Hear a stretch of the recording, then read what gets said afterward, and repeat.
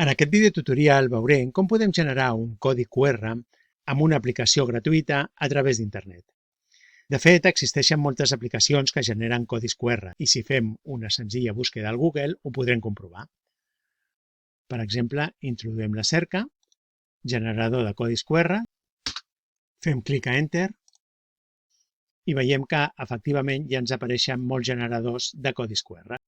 El problema és que alguns d'aquests generadors de codis QR són de pagament i ofereixen una alternativa gratuïta en què el codi QR no és permanent i, per tant, només està actiu durant un determinat període de temps i d'altres poden tenir tota mena de publicitat o, fins i tot, ser perillosos pel nostre ordinador.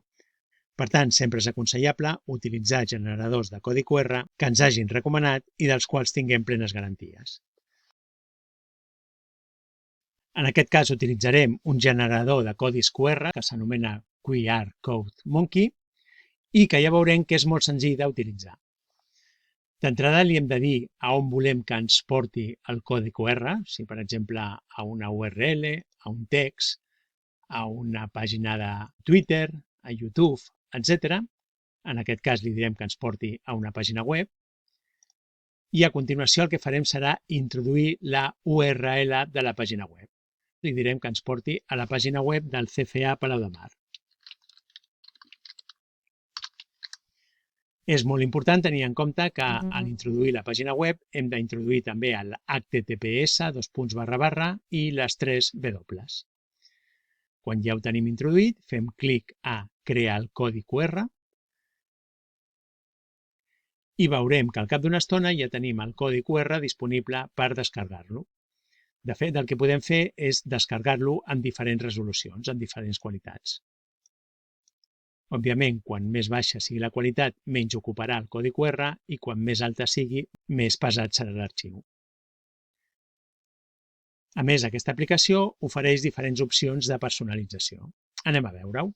Per exemple, podem triar els colors. En aquest cas triarem un color blavós.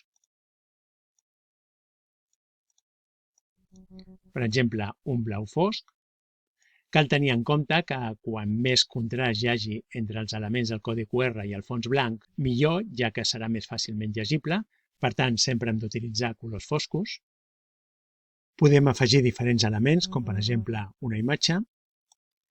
En aquest cas, triarem un logo, el logo de Palau de Mar, i activarem que elimini el fons darrere del logo. I fins i tot podem modificar altres elements del disseny. Per exemple, els elements que formen part del cos del codi QR o la forma de l'ull i del marc que envolta l'ull.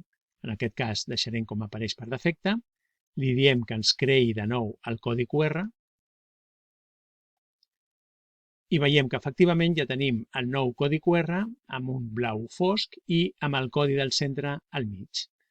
Ara ja el que podem fer és descarregar aquest codi QR en una qualitat que ens interessi i tenim diferents formats disponibles per descarregar-lo. En aquest cas el descarregarem en format PNG.